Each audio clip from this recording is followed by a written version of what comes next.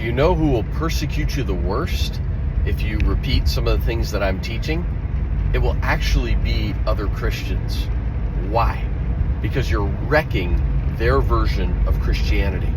Folks, I've talked a lot about how we take scripture out of context, how we make everything all about us in the West, how even the way we do church is consumeristic and performance-oriented and really does not look hardly anything like the biblical concept of church. And we also aren't producing a lot of biblical fruit, going out winning the lost and seeing transformation in our society or even in a lot of our own lives and families. So I'm trying to bring correction to that. I'm trying to bring another perspective to that. I'm trying to call us back to really the apostolic foundations of the faith, the apostolic and the prophetic. But what does that disturb? What does that threaten? It threatens the religious establishment. It threatens our comfort.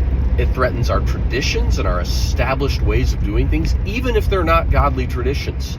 Super quick, some of you may have heard the story where they go to a friend's house and the woman's going to cook a roast, and she takes out the roast and she chops off both ends of the roast, and then it throws that away, and then puts the roast in the pan and throws in the veggies and the onions and whatever and cooks it.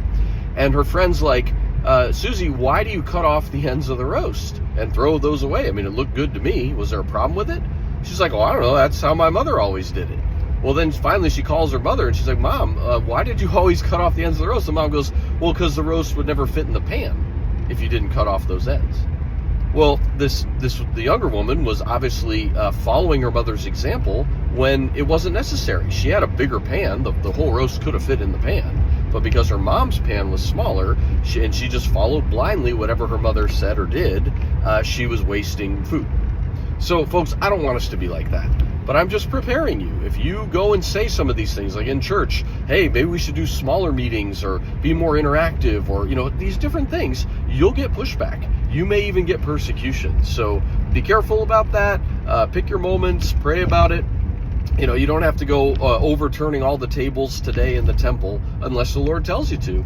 But I just want you to prepare yourself that if you want to walk out some of these things, it could be a difficult road and it could come from an unexpected source.